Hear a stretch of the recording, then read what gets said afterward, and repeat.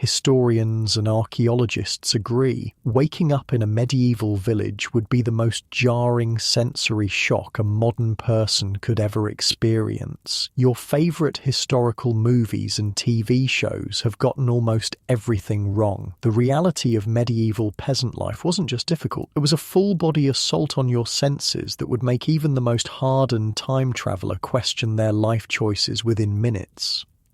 Oh, and if you're enjoying these stories, I'd really appreciate a like or subscribe. Super curious where you're all listening from, so drop a comment with your location and what time it is there. Always blows my mind how people are falling asleep to this all over the world.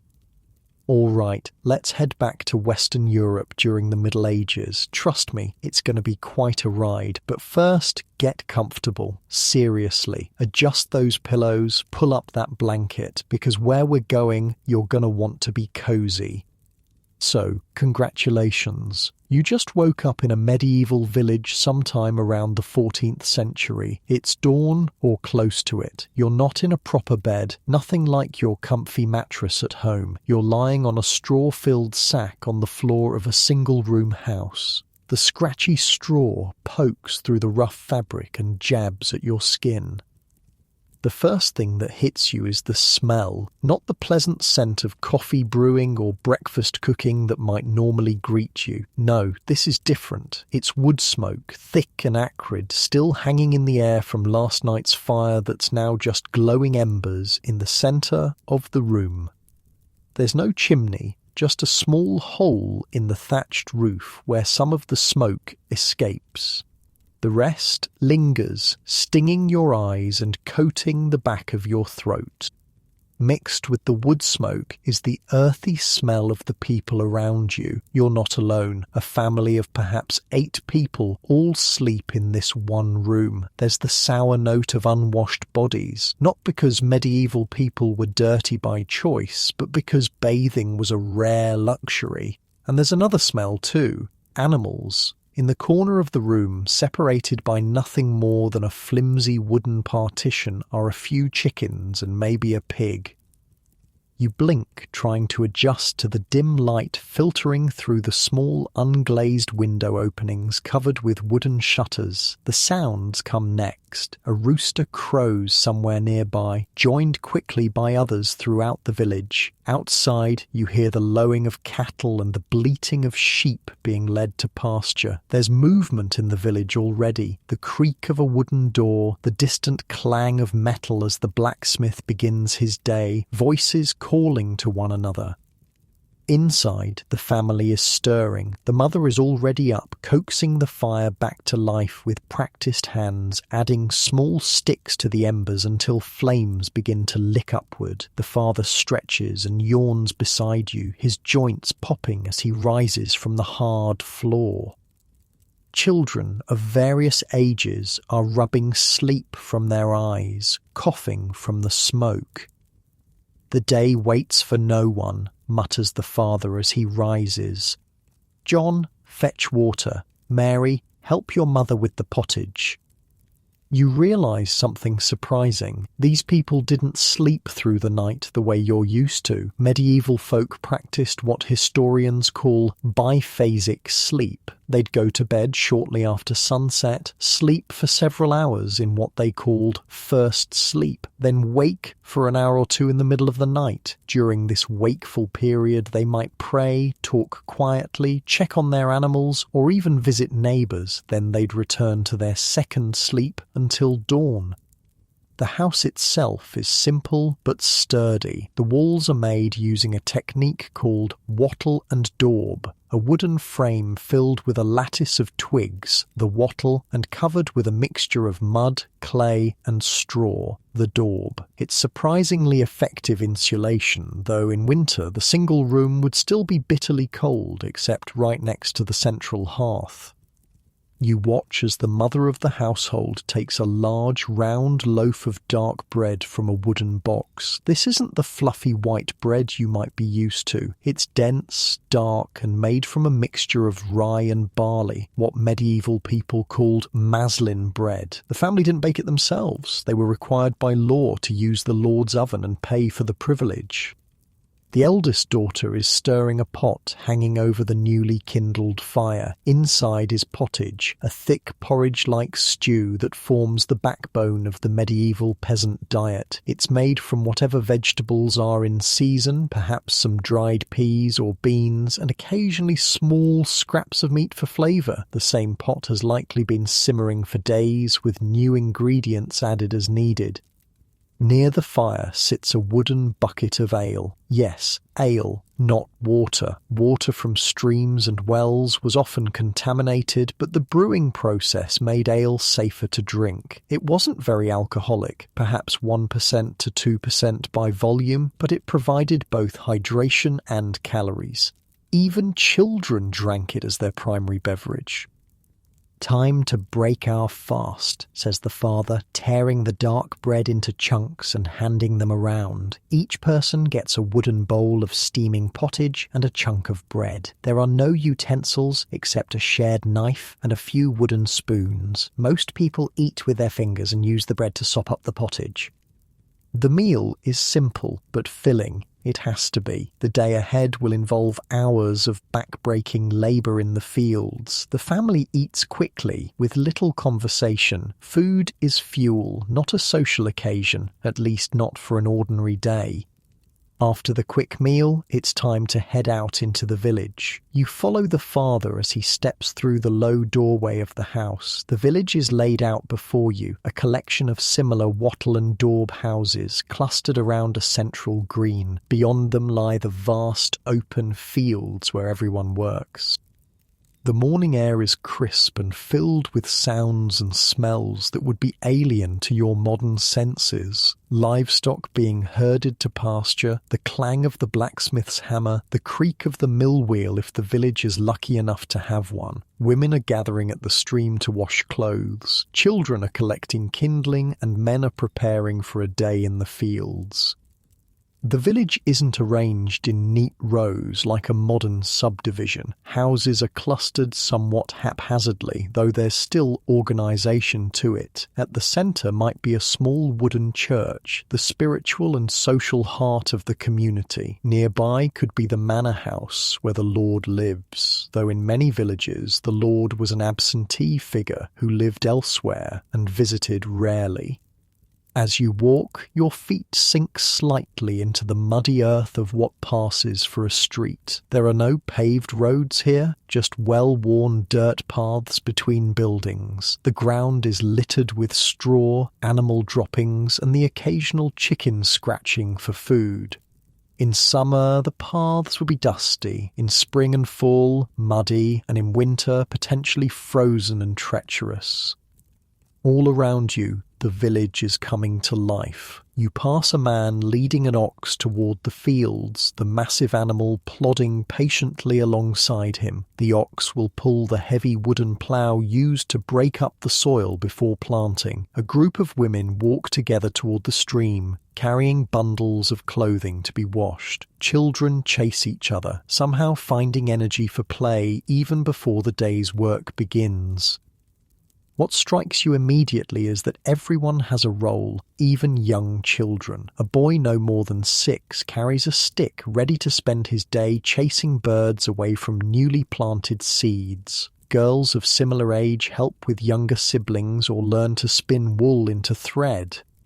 There is no concept of childhood as a protected time of play and learning. In a medieval village, everyone who can work must contribute. Near one house, you see an elderly woman carefully tending a small garden plot. These kitchen gardens are vital supplements to the peasant diet, growing vegetables, herbs, and perhaps some medicinal plants. Cabbages, onions, garlic, and leeks might grow here, along with peas and beans when in season. The social structure of the village becomes clear as you observe interactions. Most peasants were serfs, not quite slaves, but not free either. They were legally bound to the land they worked and to the lord who owned it. They couldn't leave without permission and owed both labour and a portion of their harvest to the lord. Some villagers, however, were freemen who rented their land and owed rent but not labour. They had more independence and could travel more freely. You might be able to identify them by their slightly better clothing or the fact that they directed others rather than taking direct orders themselves. As the sun climbs higher, the day's work begins in earnest. Men gather tools, wooden ploughs with iron tips, scythes for cutting grain, hoes for weeding, flails for threshing. Women finish household chores and prepare to join their husbands in the fields or to handle other work like spinning, weaving, or tending animals.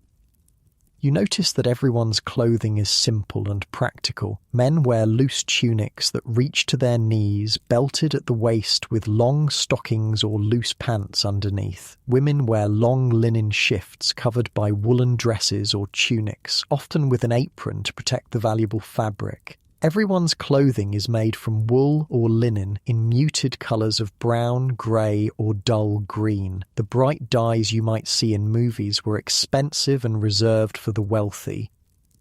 The fields surrounding the village are divided into strips rather than the neat squares or rectangles you might expect. Each family works several strips scattered throughout the fields rather than one consolidated plot. This ensures that no one family gets all the best land or all the worst land. It's a surprisingly egalitarian system in many ways.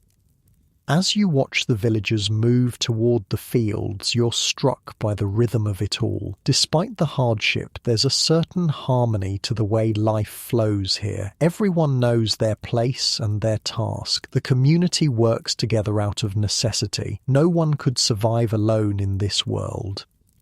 The blacksmith has his forge fired up now, and the rhythmic clang of his hammer on iron rings out across the village. He's a crucial figure in village life, crafting and repairing the metal tools that make farming possible. Near his forge, you might see the miller, another important person who grinds the villagers' grain into flour using a water or wind-powered mill. Both men are skilled craftsmen who might have slightly higher status than ordinary field workers. As the morning progresses, you begin to appreciate how tightly bound this community is to the natural world. There are no clocks here. Time is measured by the sun, the church bells, and the changing seasons. Work begins at dawn and ends at dusk, with the rhythm of labour changing with the seasons. Spring is for planting, summer for tending and early harvests, fall for the main harvest, and winter for repairs, indoor work, and planning for the next year's crop. You also notice how precarious life is here. One bad harvest could mean starvation. Illness could strike without warning, with no effective medical treatment available. Injury could prevent work, which could mean inability to pay rent or taxes, which could lead to eviction or worse. The medieval peasant lived constantly on the edge of disaster, with very little security or safety net.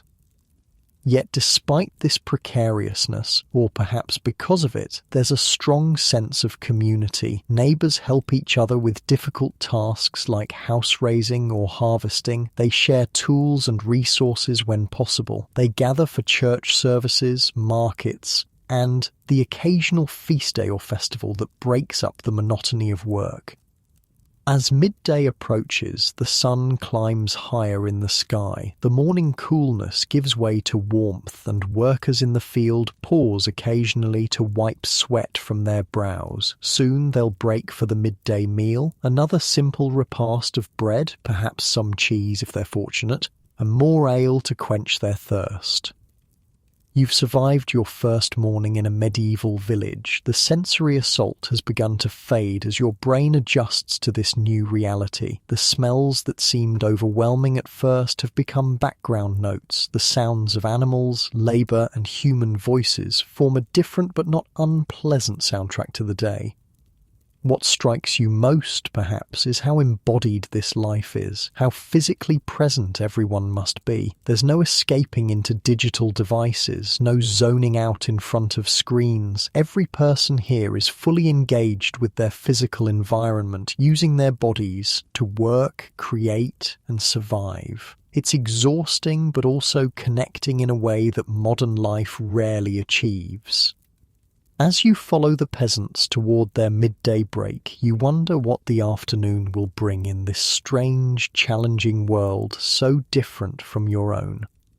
The midday sun beats down on your face as you follow the peasants into the vast open fields surrounding the village. This is where the real business of medieval life happens, farming. Without these fields and the people who work them, no one eats. Not the village priest, not the local lord, not the king himself. Everything depends on what happens here. The fields don't look like modern farms with their neat rows and single crops. Medieval fields are a patchwork of narrow strips. From above, they'd resemble a massive quilt of different colours and textures. This strange pattern has a purpose. It's called the open field system, and it's how medieval people distributed both good and bad land fairly among everyone. Each family works several strips scattered throughout the fields rather than one continuous plot. This way, no one gets stuck with only poor soil or low-lying flood-prone areas. It seems inefficient to modern eyes, having to walk between scattered strips, but the fairness outweighs the inconvenience. But here's the most ingenious part that would shock any modern farmer. 1/3 of all this farmland sits completely empty. No crops growing at all, just bare soil. Why waste perfectly good land? You ask a leathery-faced peasant woman walking beside you. She looks at you like you've lost your mind. Fallow field needs rest, same as people. Plant the same field every year and soon nothing grows.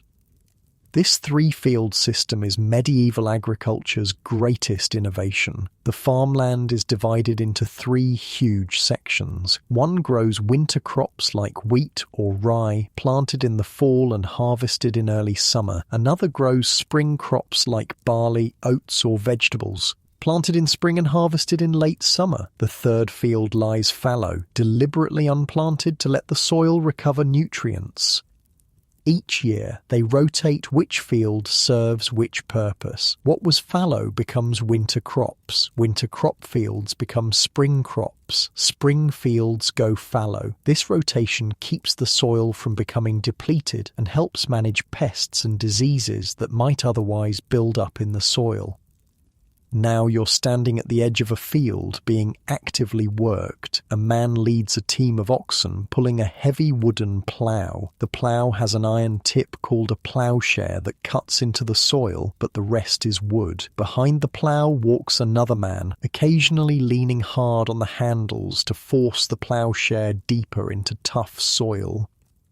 The oxen strain against their wooden yoke, moving painfully slowly across the field. Ploughing a single acre might take an entire day of exhausting work. You watch as a young boy walks alongside, carrying a long stick. His job is to keep the oxen moving in a straight line, and to prod them when they slow down. "Move, you stubborn beasts," he calls, giving one ox a gentle tap with his stick. For a boy who can't be more than 10, he handles the massive animals with surprising confidence. Behind the plough team comes a group of people with hoes and rakes, breaking up the larger clods of earth turned over by the plough. It's back-breaking work, requiring them to bend over for hours at a time. Their hands are calloused and their faces weathered from years under the sun. The fields seem to stretch forever. A single peasant family might farm 20-30 acres of land. Not all their own, of course. Most of it belongs to the Lord, and the peasants owe him both a share of their crops and labour on his personal fields, called the domain. What strikes you most is how physical everything is. There's no gasoline, no electricity, no hydraulics, just human and animal muscle power. Every calorie of food produced requires many calories of human effort to grow. The energy equation is brutal and unforgiving. "John, the oxen are drifting," shouts an older man from across the field. The boy with the stick quickly corrects the team's path. This is how knowledge transfers in a world without schools or books, through direct instruction, observation, and practice. The tools they use are simple but effective. Besides the plough, you see people working with wooden hoes reinforced with iron edges, wooden rakes, scythes with long curved blades for cutting grain, and flails for threshing, separating grain from stalks. Most tools have wooden handles with small metal components only where absolutely necessary. Metal is expensive and precious. Near the edge of one field, a group of women are weeding by hand, literally crawling along the ground, pulling unwanted plants from among the growing crops. Their fingers move with practiced precision, easily distinguishing valuable plants from weeds. A baby is strapped to one woman's back, sleeping despite the heat and movement. "Marjorie, how fares your mother?" calls one woman to another across the field. "Better today. The fever broke last night," comes the reply. Even while working, information flows through the community. There are no newspapers, no social media, just person-to-person communication that ripples across the village throughout the day. Not all the work happens in the grain fields. In a meadow beyond, a man watches over grazing sheep. Wool from these animals will provide crucial income for the village, as well as material for clothing. Nearby, a woman and 2 children collect wild herbs and berries from the edge of the forest, supplementing the village diet with foraged food. The forest itself is a crucial resource, but it's heavily regulated. Most forests belong to the lord or even the king, and taking wood without permission is a serious crime. Still, villagers have certain rights to gather firewood, food, and let their pigs forage for acorns and roots under the trees. The sound of a distant bell pulls you from your observations. It's coming from the village church, marking the hour of sext, around midday. For a moment, all work pauses. Some peasants make the sign of the cross. Others simply take the opportunity to stretch their backs and wipe sweat from their brows. "Time for dinner," says a grey-bearded man, leaning his hoe against a tree. Dinner, in medieval parlance, is the midday meal, not the evening one.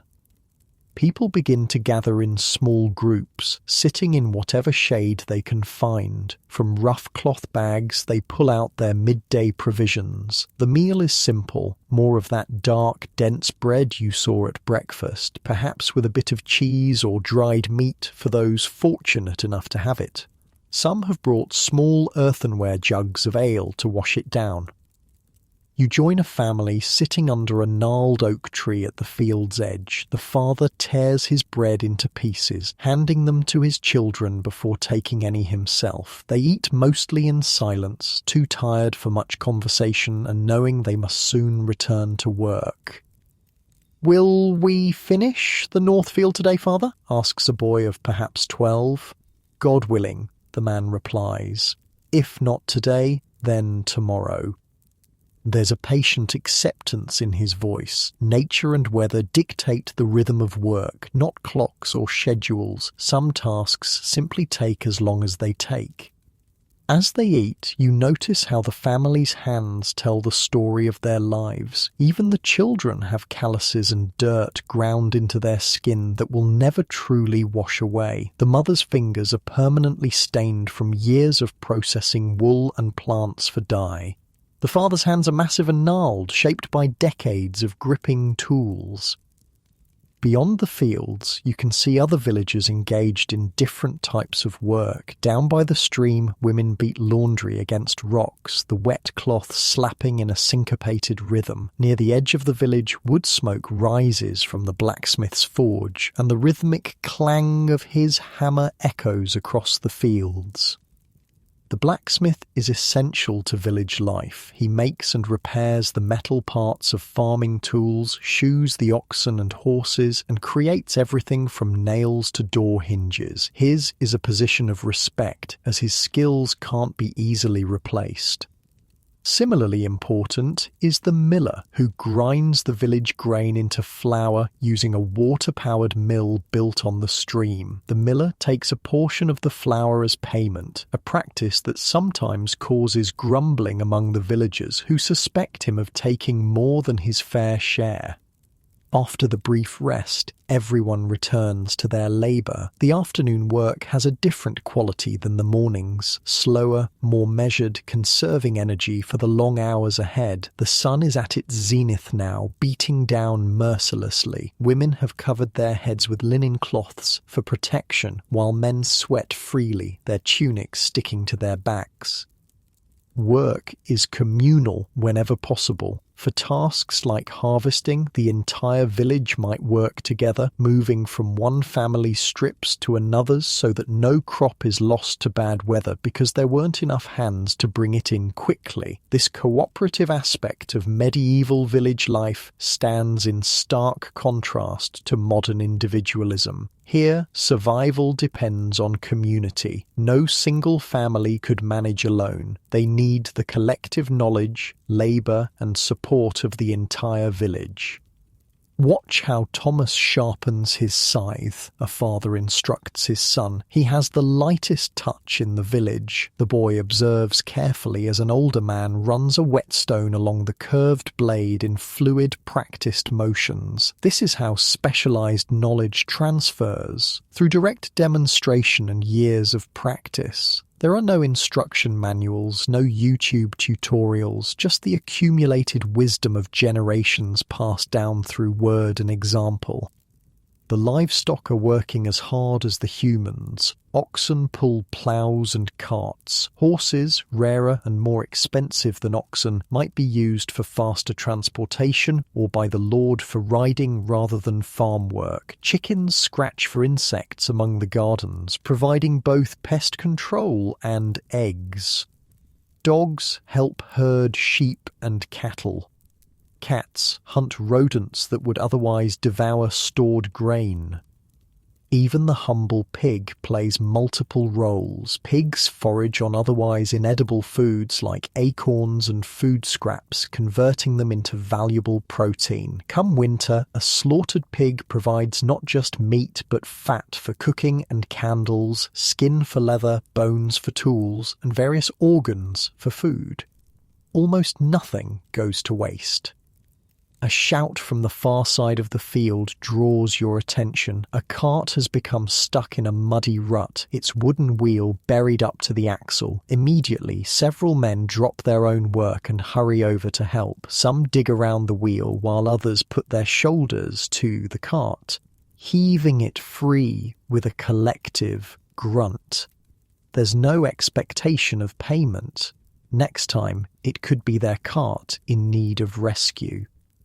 This scene illustrates a fundamental truth about medieval village life. Reciprocity underpins everything. Today I help you, tomorrow you help me. No one keeps exact score, but everyone remembers both kindnesses and slights. In a small community where everyone depends on each other, reputation matters enormously. As the afternoon wears on, different work rhythms emerge across the landscape. In one field, a lone man walks methodically, scattering seeds from a cloth bag slung around his neck, planting next season's crop. In another, a family works together to build a rough fence of woven branches to keep animals away from young plants. Near the stream, two women have set up a simple loom between trees and a weaving cloth, their hands moving in practiced patterns while they chat. Cloth production was vital and time-consuming, with the entire process, from raising sheep to finished garment, taking months of work by many hands. You notice there are few idle moments. Even while walking from one task to another, people's hands stay busy, spinning thread, whittling wood, or mending tools. Daylight is too precious to waste, especially in winter when days grow short. The technology may be simple by modern standards, but there's remarkable ingenuity in how medieval people solved problems with limited resources. That watermill harnessing the stream's power to grind grain represents cutting-edge medieval engineering. The village might also have a windmill on a nearby hill, another way to capture natural energy.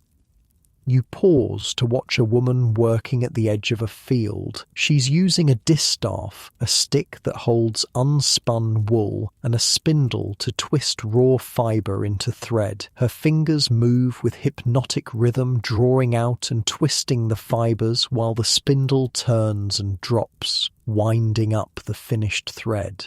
She can do this while walking, talking, or watching children, a perpetual background task that produces the thread needed for all cloth.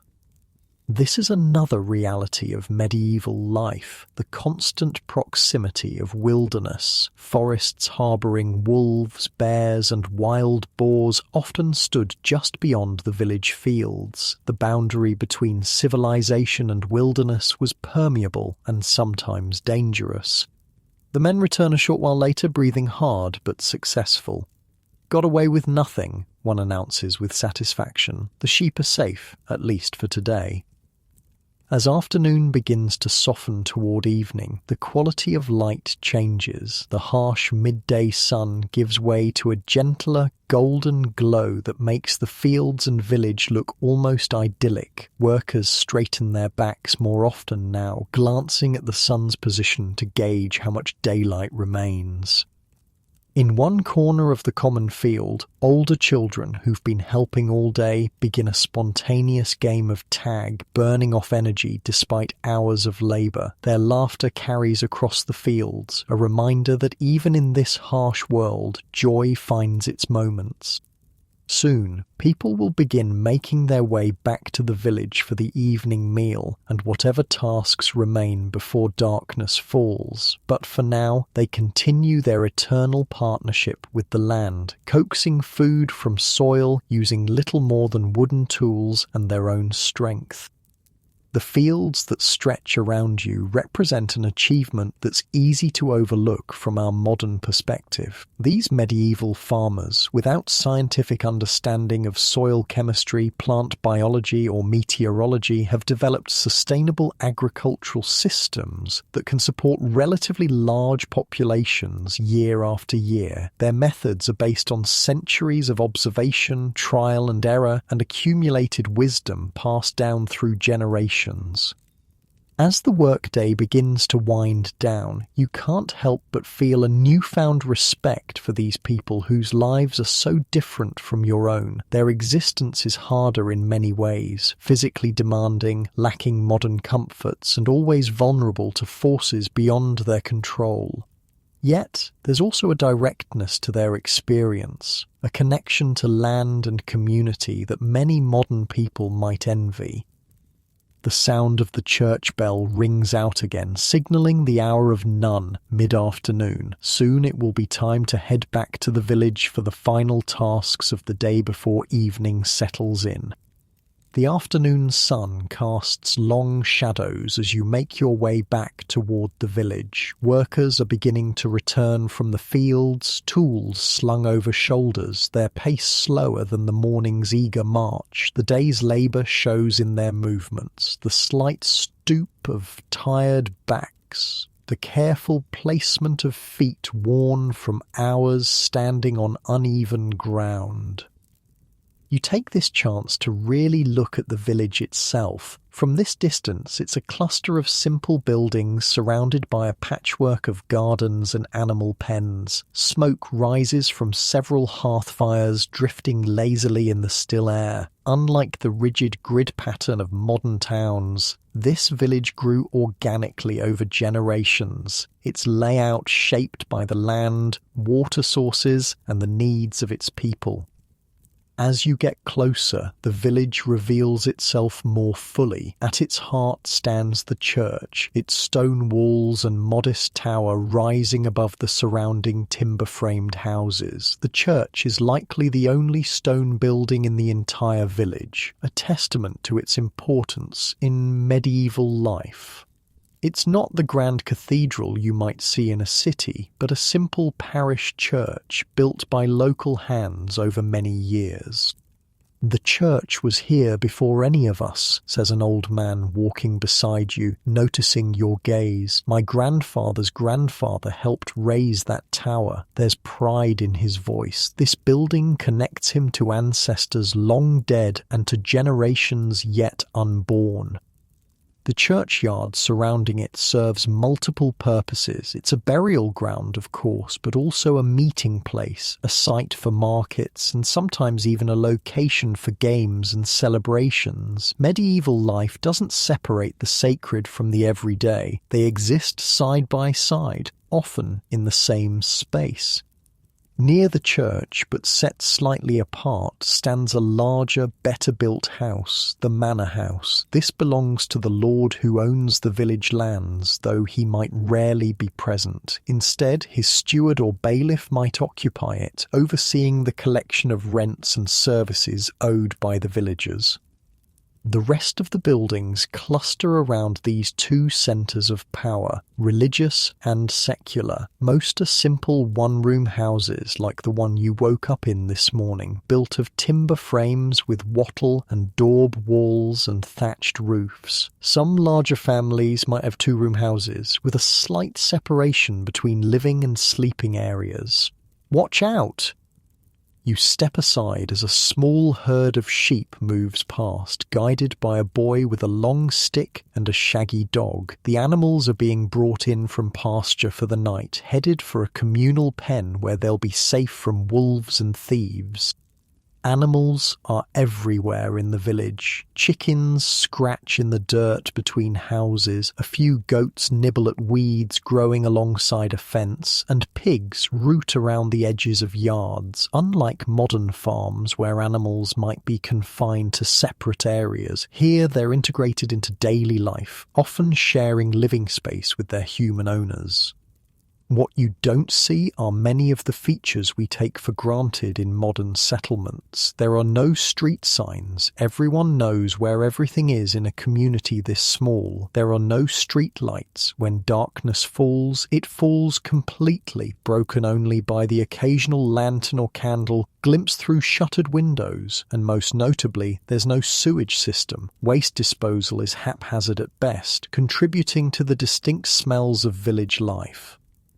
You follow the path toward the centre of the village, your feet sinking slightly into the muddy earth. The ground is uneven, rutted by cartwheels and animal hooves and littered with straw, chicken feathers and less identifiable debris. In dry weather, dust would rise with every step. In wet weather, mud can become ankle deep. The sound of rhythmic pounding draws your attention to a small building set slightly apart from the others. This is the blacksmith's forge, and the muscular man working there is hammering a glowing piece of iron on an anvil, shaping it into what looks like a hinge. Sparks fly with each blow, and the heat from the forge is intense even from several paces away. The blacksmith pauses, wiping sweat from his brow with a forearm. His face and arms are darkened with soot, and small burn scars mark his exposed skin, badges of his dangerous trade. He nods to acknowledge your presence, but doesn't break his rhythm for long. Metal must be worked while hot. The forge itself is a stone hearth with bellows to force air through the fire, raising its temperature high enough to make iron malleable. Tools hang from the walls, hammers of various sizes, tongs for handling hot metal, chisels, punches, and files. Each represents hours of skilled work to create, and many were likely made by the blacksmith himself. This man's skills make him essential to village life. He makes and repairs the metal parts of farming tools, creates nails and hinges for buildings, fashions horseshoes, and produces countless other items that keep the village functioning. His position comes with status. He's likely better fed than most and might even own his workshop rather than renting it from the lord.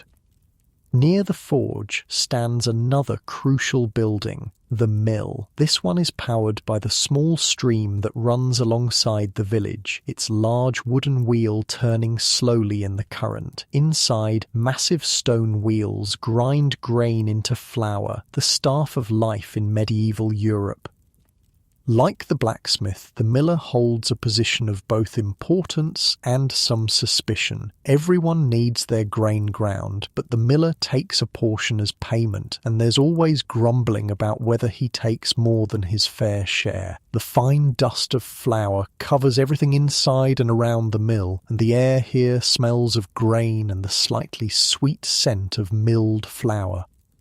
Beyond these specialised buildings, you notice other important elements of village infrastructure. There's a well in the centre of what passes for a village square, a crucial source of water for drinking and cooking. Women gather here with wooden buckets, not just to collect water, but to exchange news and gossip. It's an informal information network as vital as the water itself.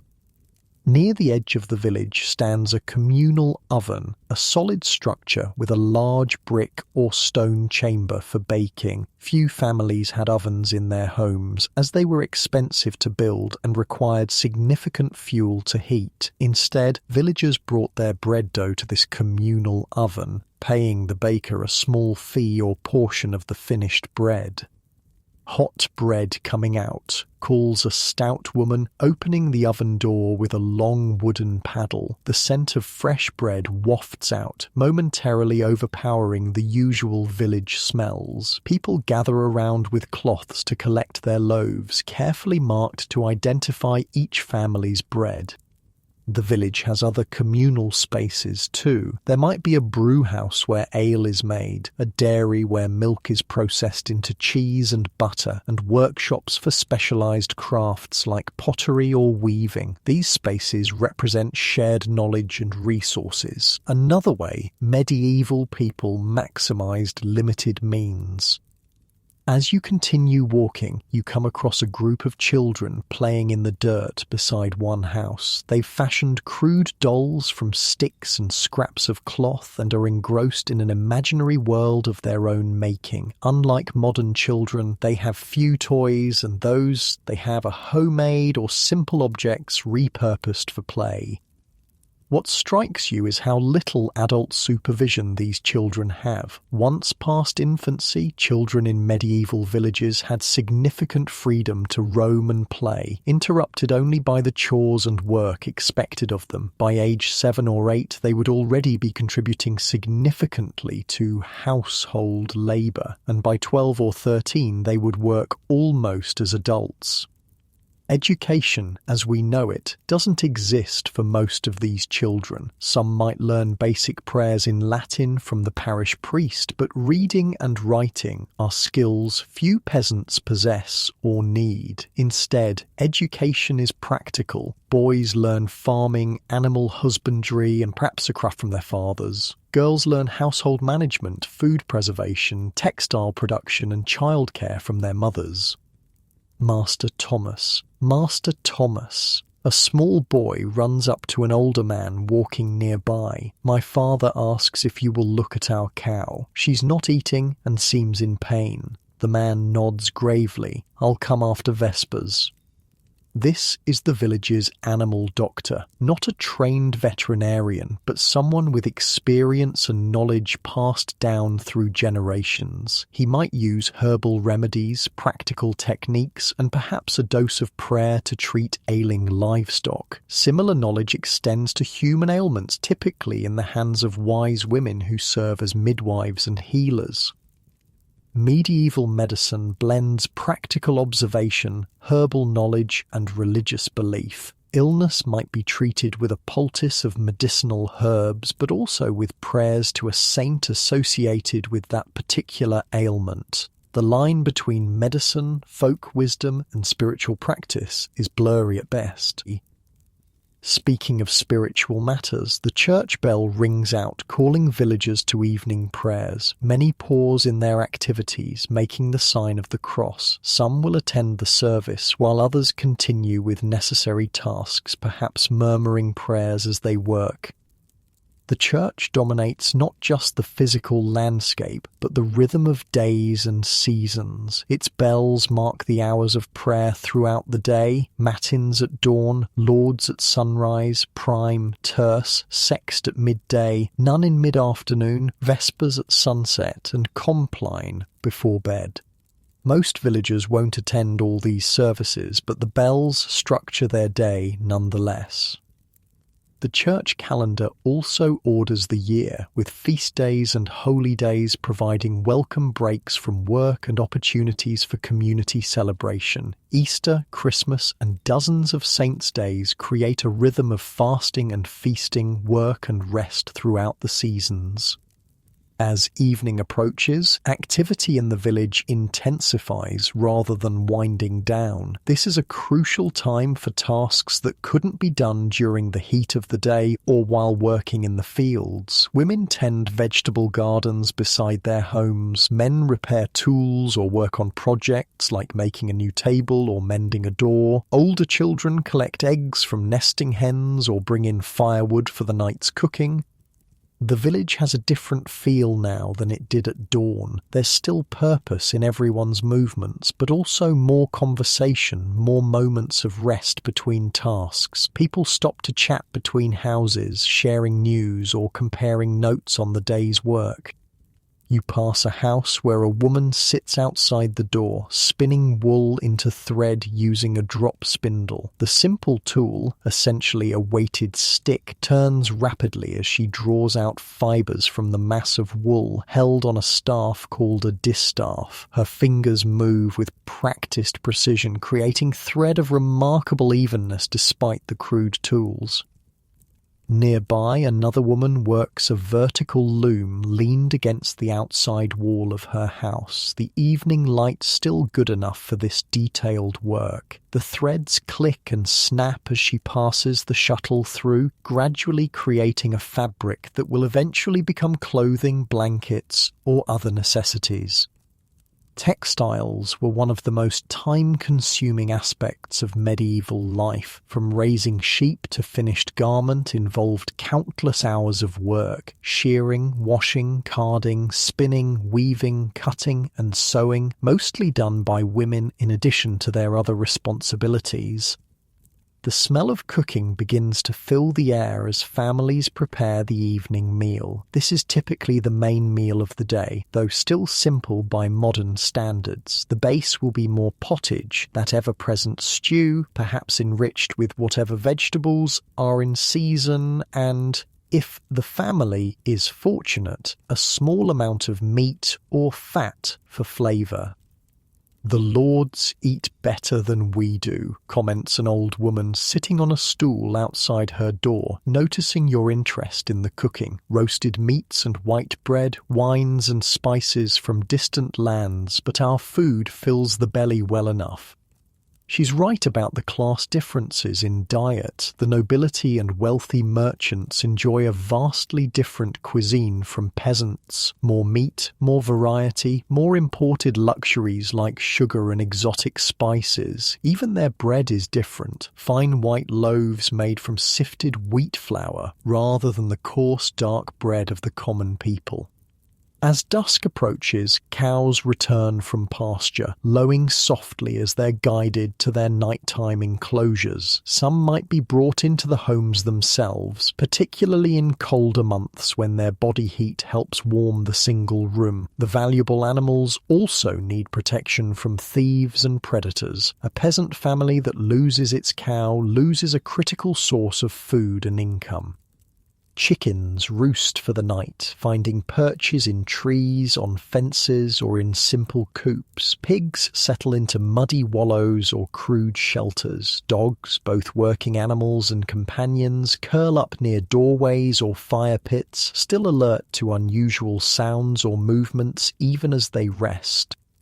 The village prepares for night, a time of vulnerability in a world without reliable artificial light. Shutters are closed over window openings. Doors are barred, not with locks, which are expensive and rare, but with simple wooden bars across the inside. Fires are banked to provide some heat through the night while minimizing the risk of spreading to the highly flammable thatched roofs. Fire is perhaps the greatest physical danger to a medieval village, with buildings made primarily of wood, straw, and dried mud, and with open flames used for cooking, heating, and light. A single careless moment could lead to disaster. Village laws often include strict regulations about fire safety, with heavy penalties for those who endanger the community through negligence. But there are other dangers too. Disease that can spread rapidly through closely packed dwellings with poor sanitation, threats from wild animals or human outlaws, and always the spectre of famine if crops fail or armies pillage the stored food. Medieval villagers live with a level of precariousness that modern people rarely experience. Yet, despite these challenges, or perhaps because of them, the sense of community is palpable. As darkness falls, you notice small groups gathering in the last light. Men sit on logs outside a house, discussing the weather and crop prospects while whittling or mending nets. Women work together to process vegetables for storage, their hands busy even as they talk and laugh. These evening gatherings serve multiple purposes. They're social occasions, certainly, but also opportunities to share labour, exchange information, and reinforce the bonds that help the community survive. Stories are told, songs are sung, problems are solved collectively. In a world without books, television, or internet, human interaction is the primary source of both entertainment and information. The church bell tolls again, marking the end of another day in this medieval village. One by one, families retreat into their homes for the evening meal, and then, not long after, to sleep. With darkness comes an almost complete halt to activity. Candles and rushlights are too expensive to burn for long, and the next day's work will begin with the dawn. As night settles fully over the village, the stars emerge in a sky untainted by light pollution. The Milky Way stretches in a brilliant band overhead, and without modern distractions, the people here know the night sky intimately. They can track the seasons by the stars' positions and tell time by the moon's path.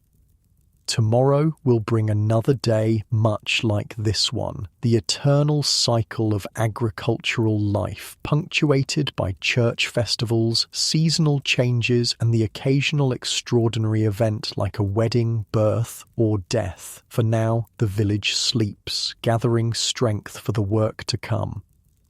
Night has fallen over the medieval village. The vast blanket of stars above seems to hang just beyond the reach of your fingertips, so bright and numerous they cast faint shadows on the ground. Without electric lights to compete, the night sky puts on a show few modern people ever witness.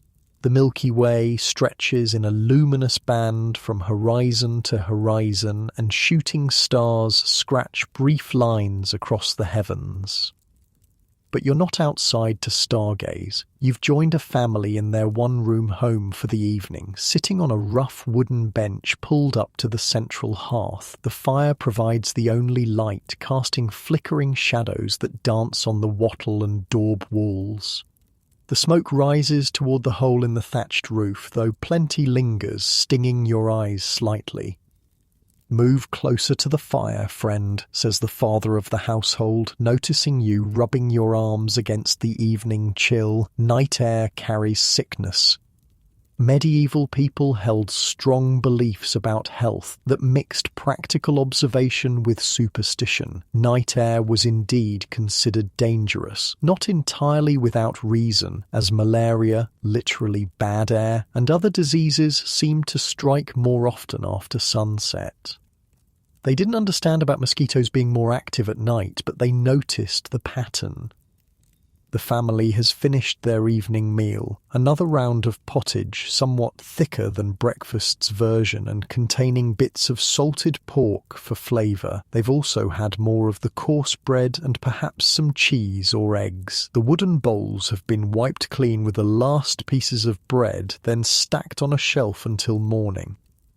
Now comes one of the few periods of leisure in the medieval day. With too little light for most work, these evening hours before sleep are for family, storytelling, and simple handicrafts that can be done by feel or in dim light.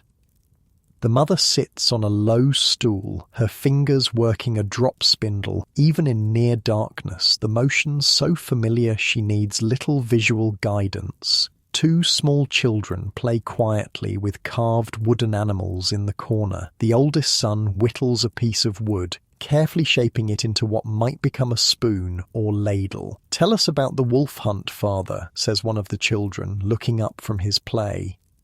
The man smiles, setting aside the leather strap he's been mending. "Again? You've heard it 3 times already.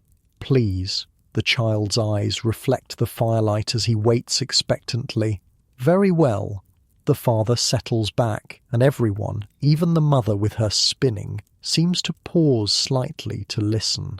It was the coldest winter anyone could remember. Snow piled higher than a man's head, and the wolves grew bold with hunger. Storytelling was crucial entertainment in medieval villages. With no books, radio, or screens, the spoken word carried history, practical knowledge, religious instruction, and entertainment. Stories passed down through generations preserved cultural memory and values, while providing much-needed distraction from the hardships of daily life. The father's tale is part history, part exaggeration, told with the practiced cadence of a story shared many times. He describes how, 10 winters ago, a pack of wolves threatened the village livestock, and how the men organized a hunt that tracked the alpha wolf to its den. His hands gesture dramatically as he describes the final confrontation, acting out the motions of the spear thrust that finally brought down the beast.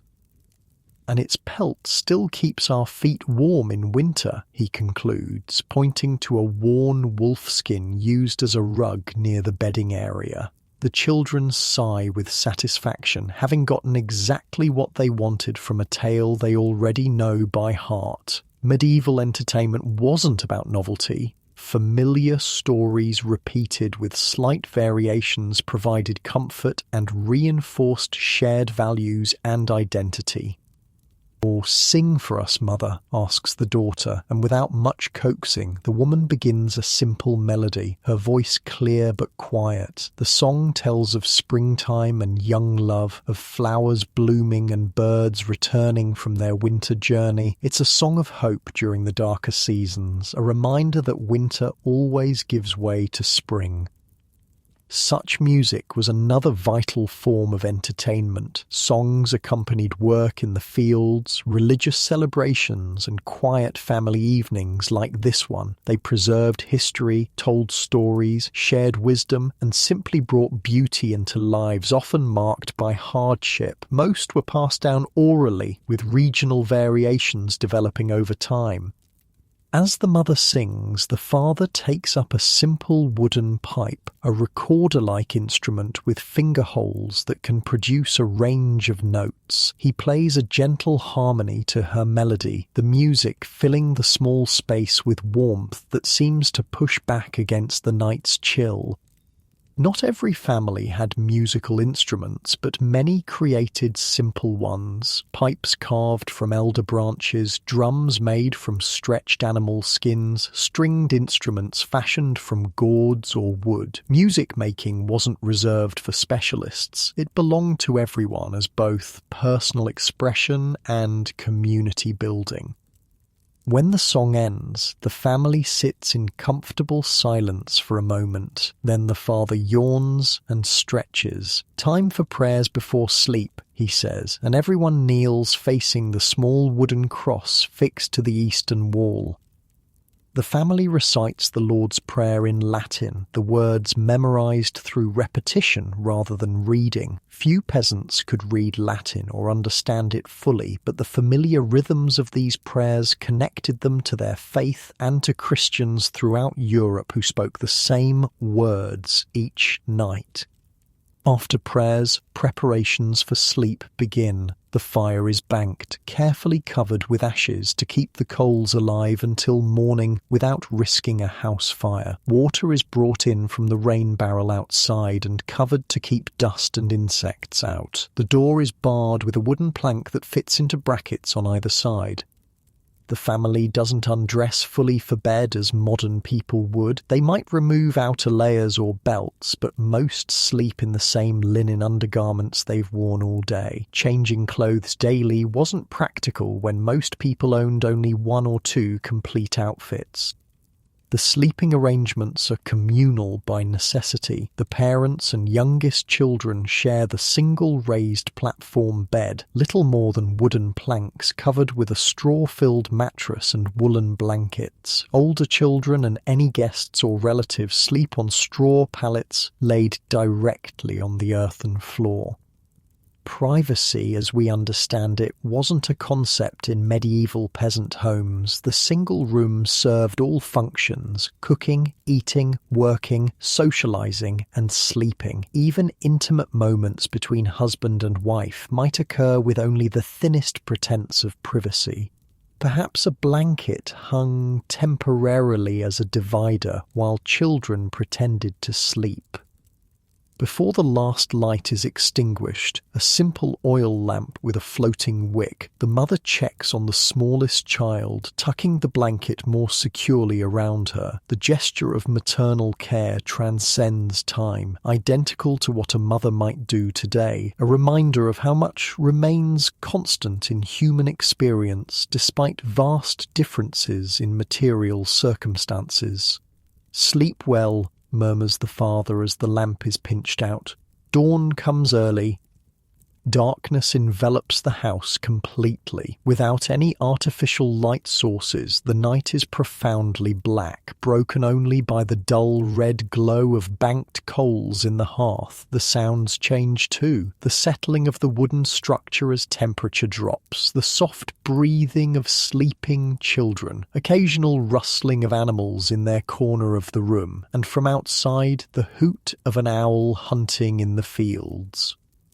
Not everyone in the village retires so early, though. In some homes, particularly during winter when nights are long, neighbours might gather for communal activities that are easier done in groups. Women might bring their spinning or weaving, working together by the light of a shared fire while sharing gossip and songs. Men might repair fishing nets or carve tools, sharing the light and warmth while discussing crops or village politics.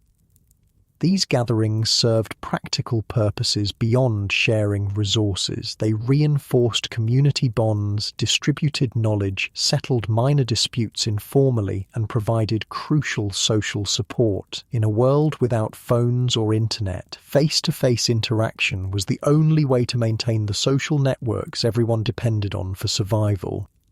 Some evenings brought special entertainments. A travelling minstrel might arrive, bringing news from distant places along with music and stories. Such visitors were rare treats in isolated villages, greeted with excitement and rewarded with food, drink, and perhaps a few precious coins for their performances.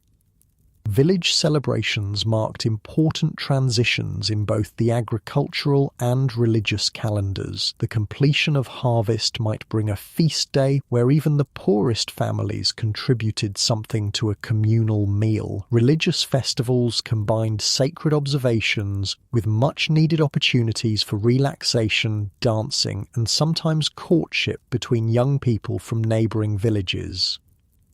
Weddings were major community events, often scheduled for after harvest when food was most plentiful. The entire village would participate, contributing food, music, and manual labour to preparations. Such celebrations might last for days, providing a welcome break from routine and cementing relationships between families who would depend on each other through hardship and prosperity alike. On ordinary evenings, though, darkness brought the day's activities to a natural close. Without artificial lighting, most work became impractical or dangerous after sunset. Sleep patterns aligned more closely with natural light cycles, with most people going to bed soon after dark and rising with the dawn. This doesn't mean medieval people slept a solid 8 hours through the night. Historical evidence suggests they practiced what's called biphasic sleep, sleeping for several hours after sunset, first sleep, then waking for an hour or two around midnight before returning to second sleep until dawn. During this midnight waking period, people might pray, talk quietly with bedmates, tend the fire, check on animals, or even visit neighbours. Some medical texts from the period suggest this midnight hour was considered ideal for conception, being a time of restfulness and peace. The pattern of first and second sleep wasn't viewed as insomnia or a sleep disorder. It was the normal rhythm of human rest before artificial lighting extended waking hours deep into the night. Some sleep researchers believe this biphasic pattern might actually be more natural for humans than the consolidated 8-hour sleep modern people strive for. As you lie on your straw pallet in the dark house, listening to the soft breathing of the family around you, you might find yourself drifting into this ancient sleep pattern. The physical labour of the day has left your body tired in a way modern workouts rarely achieve. A deep, honest fatigue that makes the simple bedding feel luxurious. The smell of wood smoke hangs in the air, along with the earthy scent of the thatched roof and the faint animal odours from the household's livestock. It's not unpleasant once you've grown accustomed to it, simply the normal background scent of medieval life, as unremarkable to the villagers as the smell of cleaning products or air fresheners might be in a modern home. Outside, the village has its own nighttime soundscape. An occasional dog barks, alerting to a fox or badger prowling near livestock pens. Wind rustles through thatched roofs and shifts the branches of ancient oaks standing sentinel at the village edge. From the direction of the stream comes the steady rhythm of the watermill, operating even at night when the flow is strong enough.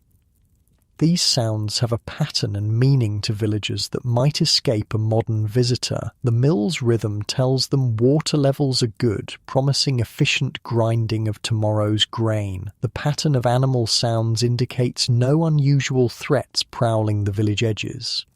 The wind direction carries information about tomorrow's weather that might determine which tasks take priority at dawn. The medieval relationship with night was complex. Darkness brought real dangers, from accidents in an environment without lighting to predators, both animal and human, that exploited the cover of night. Spiritual fears also intensified after sunset, with beliefs in supernatural creatures and forces that held sway in darkness. Yet night also brought its gifts, rest from labour, family togetherness, and a sky ablaze with stars that served both practical and spiritual purposes. The stars helped mark seasons and even hours, while also inspiring awe that connected people to religious and philosophical traditions, stretching back millennia.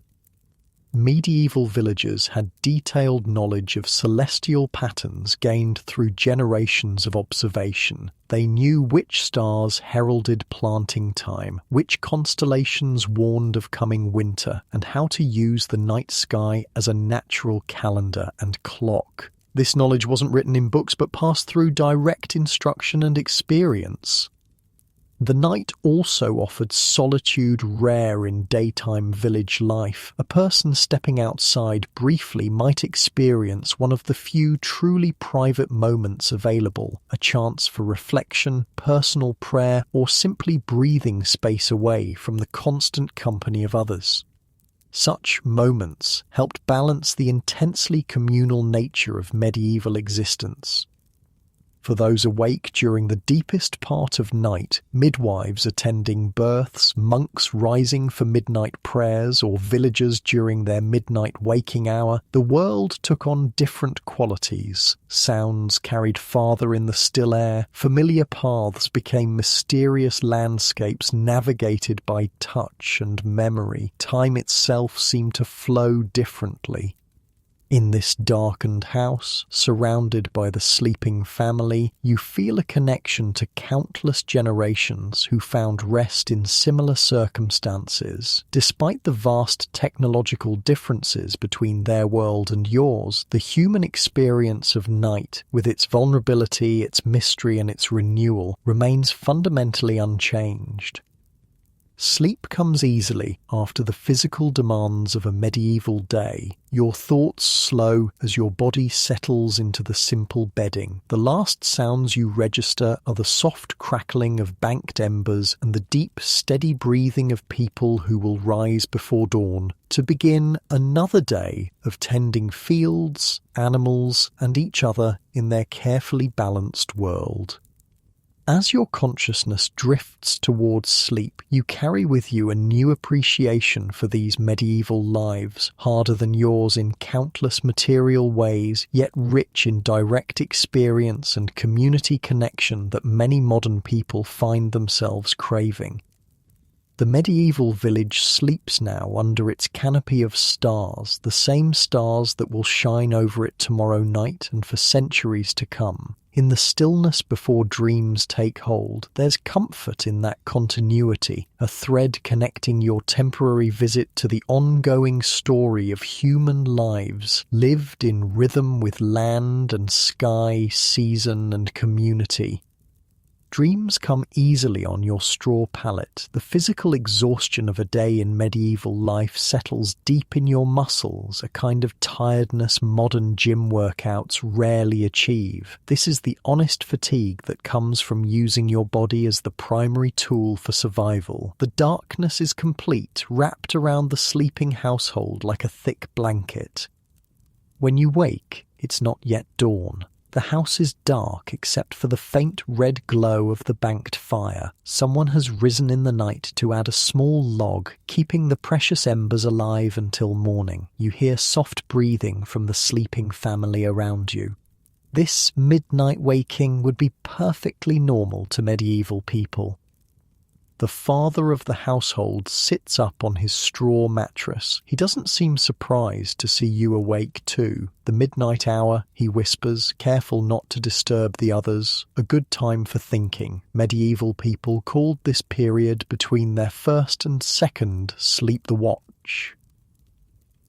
It was a treasured time for prayer, quiet conversation, or simple reflection. In winter, when darkness stretched for 14 hours or more, this midnight waking provided a natural break in the long night. "I think about the seasons ahead," the man says, poking gently at the fire. "Spring planting isn't far now. The church bells will ring for Candlemas soon, halfway between winter solstice and spring equinox." His words reveal how medieval people marked time, not by abstract months on a calendar, but by the natural cycle of seasons punctuated by church festivals. Their year followed an ancient rhythm, the solstices and equinoxes marking the sun's journey, with cross-quarter days between them creating 8 segments to the year.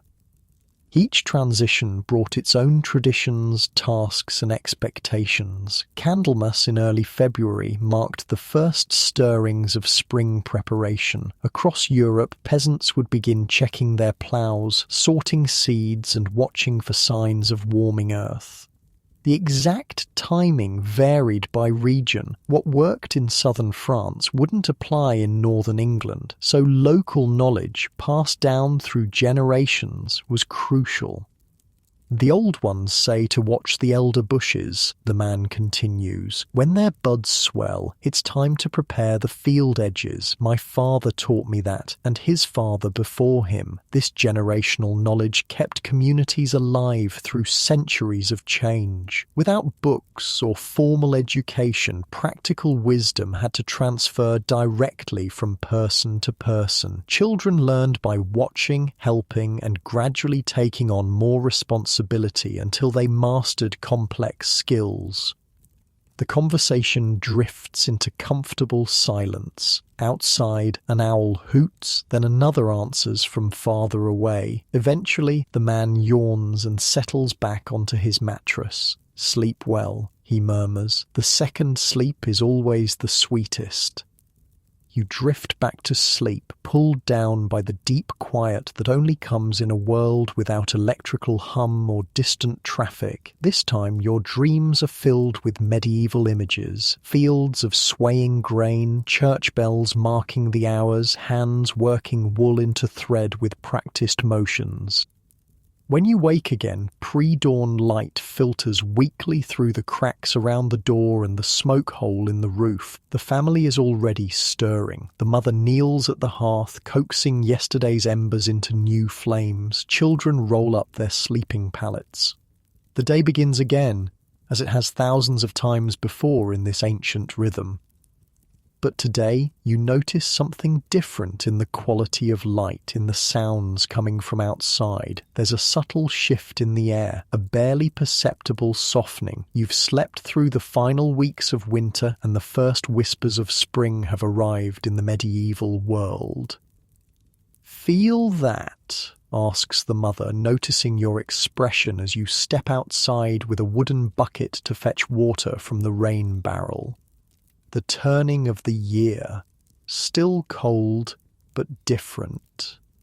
She's right, though frost still crunches underfoot. The morning birdsong has changed. New voices have joined the chorus, migrants returning from southern wintering grounds. The village looks the same, but there's a different energy as people move between tasks with slightly more vigour in their steps. Medieval people were exquisitely attuned to these seasonal transitions. Their survival depended on reading subtle signs in nature and responding appropriately. Plant too early and frost kills the seedlings. Delay too long and the growing season becomes too short for crops to mature. Each decision carries weight when your food supply for the year depends on it.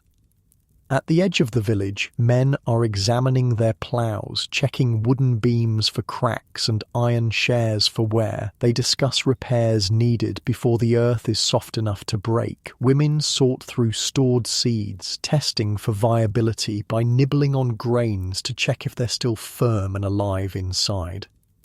The rhythms of agricultural life governed everything in the medieval village. Each season brought its distinct labours, pleasures and challenges. Spring meant ploughing and planting, summer brought weeding and early harvests, autumn was the main harvest time, and winter focused on processing crops, repairing tools and indoor work like spinning and weaving. These seasonal patterns created a life that flowed in cycles rather than the linear progression modern people often experience. The medieval peasant didn't think about advancing in life the way we might. Success meant maintaining balance, having enough food to last until next harvest, keeping healthy livestock, raising children who would continue working the land. "Come see," calls a child, tugging at your sleeve. She leads you to a sunny spot beside a cottage wall where tiny green shoots have pushed through the soil. The first spring onions. Mother says we can add them to our pottage tonight. The child's excitement over these small green sprouts makes perfect sense in context. After months of stored foods and limited options, the first fresh greens of spring were precious. They provided vital nutrients missing from winter diets and signalled the end of the hungry gap, that dangerous period when last year's stores ran low before new crops were ready. Everywhere in the village, you see preparations for the seasonal shift. Men clean out animal pens, spreading the valuable manure on fields to enrich the soil. Women air out winter bedding and clothing, hanging woolen items in the spring sunshine to discourage moths and refresh fibres. Older children clear drainage ditches to handle the spring rains, while younger ones collect kindling from the forest edge. The village works together with minimal discussion. Everyone knows their role in this ancient choreography of survival. What strikes you is how integrated everything is. Nothing exists in isolation. The livestock provide manure for fields, which grow grain for humans and animals alike. Wood ash from fires becomes potash fertilizer. Even human waste gets repurposed into the agricultural system. This circular economy wasn't driven by environmental ideology but by necessity and practicality. In a world where nothing could be easily replaced or purchased, everything had value. Medieval villagers were masters of reuse, repair, and recycling out of sheer need. By midday, you find yourself helping a group of women prepare vegetable beds near their cottages. These kitchen gardens supplemented the main field crops with vegetables, herbs, and medicinal plants. The women chat as they work, hands moving with practiced efficiency. My grandmother swore by planting by the moon, says an older woman, breaking up soil clods with a wooden tool. Root vegetables when the moon wanes, leafy plants when it waxes. The others nod in agreement. Medieval agriculture blended practical observation with folkloric elements and spiritual beliefs. The phases of the moon, positions of stars, and religious calendar all influenced when certain tasks were performed. Some of these traditions had practical foundations. Others were simply ways to organize time and maintain cultural identity. As you dig alongside them, you realize how physically connected these people are to their food supply. Every calorie that enters their bodies has been touched by their hands multiple times. Sowing, tending, harvesting, processing, cooking, there's an intimacy with sustenance that modern people rarely experience. The priest says, "We'll bless the ploughs this Sunday," mentions a younger woman. Then the men can begin turning the earth if the weather holds. The blessing of tools and seeds was another way medieval Christianity integrated with agricultural life. Religious observances didn't exist separately from daily work. They sanctified and structured it. Planting began with prayer, harvests ended with thanksgiving, and the cycles of nature were seen as reflections of divine order. As afternoon stretches toward evening, you wander toward the village edge, where several men are working on a shared project. They're repairing the simple wooden bridge that crosses the stream, replacing worn planks and reinforcing supports weakened by winter floods. This kind of commons maintenance happened regularly, with all able-bodied villagers expected to contribute to projects benefiting the entire community. Roads, bridges, the village well, and defensive structures all required collective upkeep. Labour was the tax everyone paid for community membership. "Hold this steady," directs an older man, positioning a wooden beam. You step in to help, feeling the rough timber under your hands. The wood still holds the winter chill, but the men's exertions have them sweating despite the cool air. They work with quiet efficiency, each understanding their role without need for constant direction. What they're building isn't beautiful by modern standards, just functional logs and planks fitted together with simple joinery and wooden pegs, but it will serve its purpose reliably for years until the next round of repairs. Medieval infrastructure wasn't built for permanence, but for maintainability with limited resources. As the light begins to soften toward evening, the church bell rings out, calling people to Vespers, the sunset prayer service. Some villagers set aside their work immediately and head toward the small stone church. Others continue with urgent tasks, perhaps murmuring prayers as they work. The bell marks time, but doesn't command universal obedience. Practical needs sometimes take precedence even in this deeply religious society. You follow those going to the church, ducking your head to enter through the low stone doorway. Inside, the space is simple but peaceful. Shadows gather in the corners while the last sunlight filters through small, high windows. There's no glass, just wooden shutters that can be closed against bad weather. The walls bear simple paintings depicting Bible stories and saints. These images served as books for the illiterate, teaching religious narratives to people who couldn't read. The colours are earthy and faded, made from local minerals, plants, and binding agents like egg yolk. Villagers stand or kneel on the packed earth floor. There are no pews in this humble parish church. The priest, scarcely more educated than his flock but set apart by his role, leads Latin prayers in a sing-song voice. Few understand the words, but everyone knows when to respond with Amen or make the sign of the cross.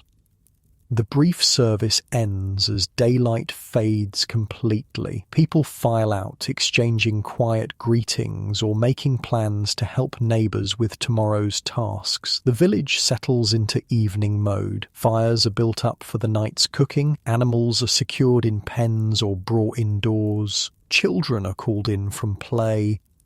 Tonight's meal seems slightly more substantial than yesterday's. The pottage has more ingredients, those early spring onions the child showed you, dried peas saved from last year, and a small amount of precious salt pork for flavour. There's also a surprise, a basket of eggs shared by a neighbour whose hens have begun laying more with the lengthening days. "The wheel turns," says the father, breaking an egg into the wooden bowl where his wife is mixing dough for flatbread. Hungry winter giving way to season of plenty. His simple statement captures the medieval worldview. Life as a wheel rather than a line, turning through seasons that always return. There was comfort in this cyclical understanding. Bad times would pass, good times would come again, and the community would endure through these natural fluctuations. After the evening meal, as darkness settles completely over the village, activities turn inward. By firelight, the family works on small projects, mending clothing, carving a wooden spoon, repairing a broken tool. Their hands stay busy while conversation flows, punctuated by yawns as the day's labour makes itself felt. The father tells a story about the village's founding generations ago. It's part history, part legend, impossible to separate fact from embellishment after centuries of oral retelling. But the story serves its purpose, connecting this family to those who came before them, reinforcing their sense of belonging to this specific place. This connection to place and lineage anchored medieval identity in ways modern people might envy. Most villagers lived their entire lives within a few miles of their birthplace. They knew every tree, every slope of land, every seasonal change in their small territory with profound intimacy. Their ancestors lay buried in the churchyard. Their descendants would work the same fields.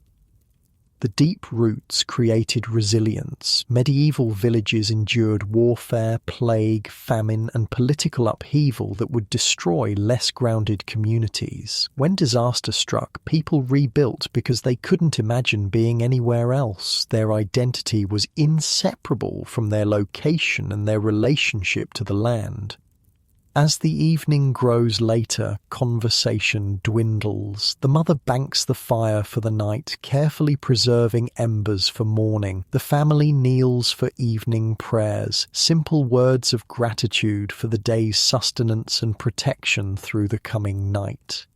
Then they settle onto their sleeping pallets, arrangements the same as the previous night. Sleep well, murmurs the mother. Tomorrow we begin turning the earth. Her words hold both literal and metaphorical meaning. The physical turning of soil prepares it for new growth, but the turning she speaks of is also the greater turning of the seasonal wheel, the community moving collectively from winter's inward focus to spring's outward expansion.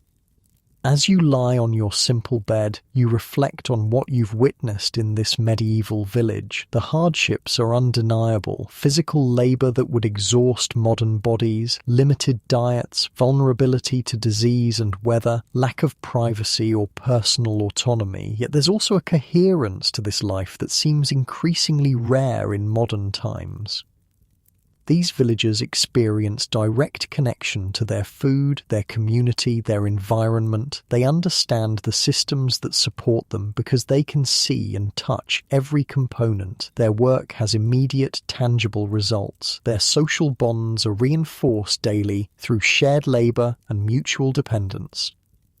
The medieval worldview offered something increasingly elusive in modern life: integration. Sacred and secular weren't separate spheres, but aspects of a unified existence. Work and rest followed natural rhythms rather than arbitrary schedules. Production and consumption happened in the same space, often by the same hands.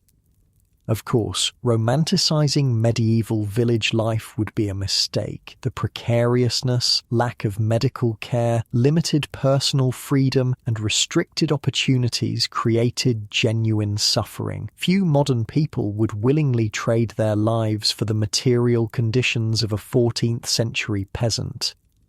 Yet, as you drift towards sleep on your straw pallet, warmed by the banked fire and the breathing of the family around you, you wonder if there might be wisdom to recover from this ancient way of living. Perhaps the medieval village has something to teach about sustainable use of resources, about community resilience, about living within natural cycles. The owl calls outside, a low, haunting sound that seems to echo across centuries. The medieval night wraps around the sleeping village, the same darkness experienced by countless generations before and after. In this timeless moment between wakefulness and dreams, the distance between past and present feels paper-thin.